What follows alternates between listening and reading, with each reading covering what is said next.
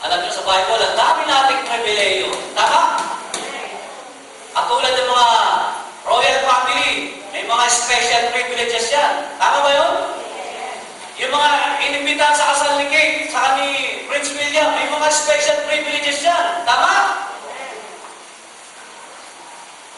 Yung mga naroon sa loob ng palasyo, may mga special privileges yan. Tama?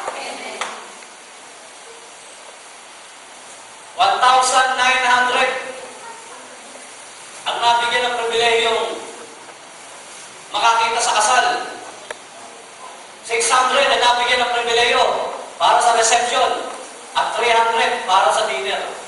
What a privilege. Pero sa kasalan sa langit, doon sa Buckingham Palace sa langit, hindi lang 1,900, hindi lang 600, hindi lang 300, hangad nga ni Lord, lahat ng mga nilikha niya makapasok sa salong-salong ito sa pangalan nito.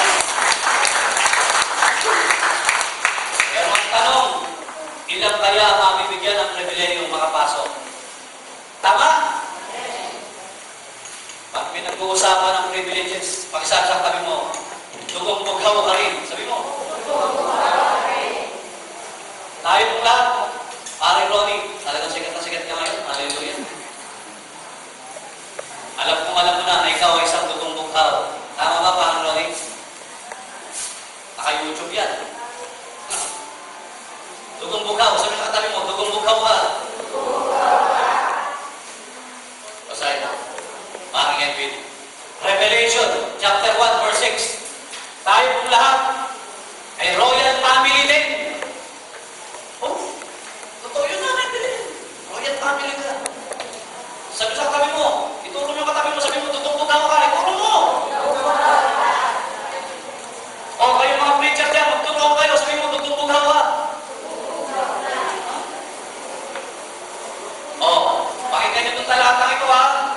Para sa ating lahat to, ito yung ating privileges. Bilang mga dugong bughaw. Ano sabi ng Panginoong Yesus? Pahayag, Kabanata 1, talatang 6. Ginawa niya tayo isang living maharlika upang maglingkod sa Diyos at Kanyang Ama bilang mga saserdote. Sister sabi, atin yan na. Ginawa niya tayong living maharlika. Kaya yung mga hindi naniniwalang dugong bughaw na rin. Ikaw, sa pangalan ni Jesus, yung tinanggap mo si Jesus sa buhay mo, yung pinapasok mo siya, yung sinagot mo siya sa kanyang proposal, inari kang living maharlika. Welcome ka sa palasyo ng ating Diyos na pinaglilingkuran. Hallelujah! Bilang mga saserdote ng Panginoon, can you say amen? Amen. Sabi ng 1 Peter chapter 2 verse 9, we are a royal priesthood, a holy nation, a people belonging to God.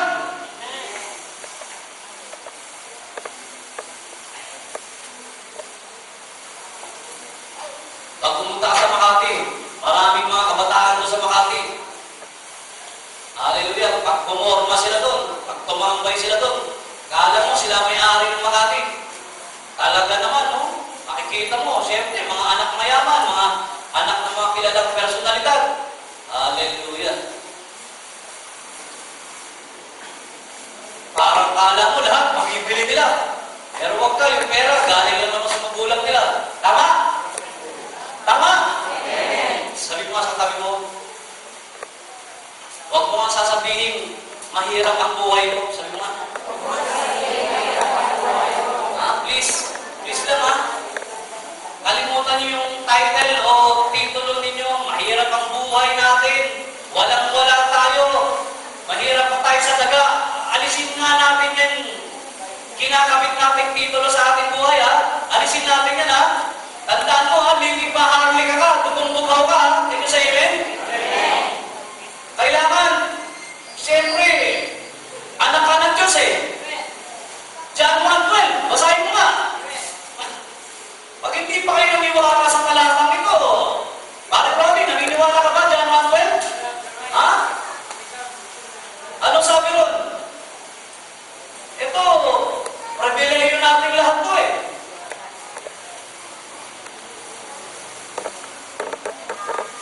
Okay, John 1:12, ganito ang ating mababasa. Ano sabi? Okay. Ngunit ang lahat ng tumanggap at nanalig sa Kanya ay pinagkalooban niya ng karapatan maging anak ng Diyos. Ang tumanggap at nanalig sa Kanya ay pinagkalooban niya ng karapatan, anak ng Diyos. Eh di ba ang ating Panginoong Hesus, hari ng mga hari? Pangulo ng mga pangulo? Panginoon ng mga Panginoon? Tapos sabi ron, yung tumanggap sa Kanya, nanalig sa Kanya, ay inari, binigyan ng karapatan na anak ng Diyos. So I therefore conclude, ikaw at ako, dugong-dug hapin, welcome to the royal family of God. Sa name of Jesus. Ang inanap karapatan.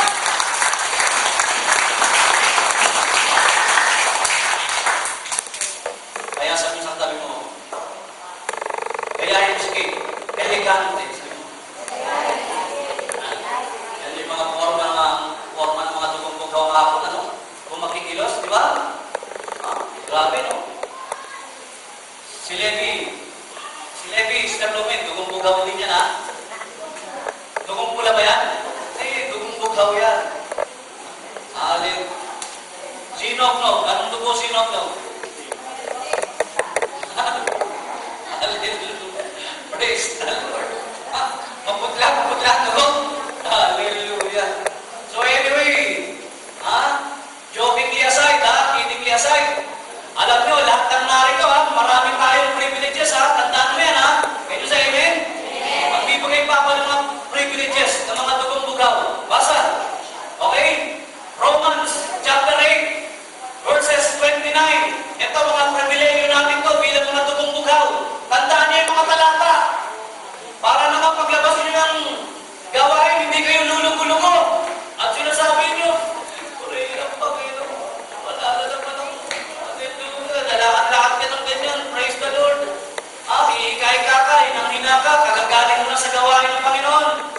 Dahil nalaman mong dumumughaw ka, katulad ni King, katulad ni Prince William, kumilos ka ng dapat mong kinusan dahil ikaw ay anak ng ating Diyos na pinaglilingkuran. Pumosisyon ka ng dapat mong posisyon sa pangalan ni Jesus. Can you say amen? Basa. Romans 8, verse 29. Sapagkat sa mula Boracay, alam na ng Diyos kung sino ang sa Kanya. Ang mga ito'y itinalaga niyang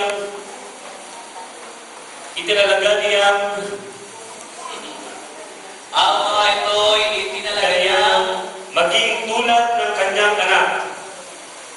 At sa gayon, maging panganay natin siya. Nakita nyo? Conform.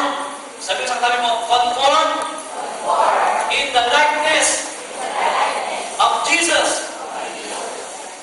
Itinilaga tayo ng Diyos katulad ng Kanyang anak.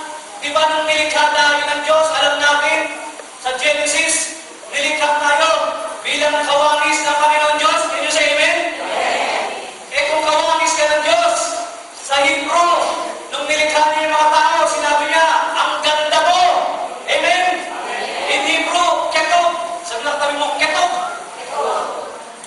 Privilege natin yun. Nung sinabi ni Lord, aba, ketog, ang ganda mo, ang ganda-ganda mo. Bakit?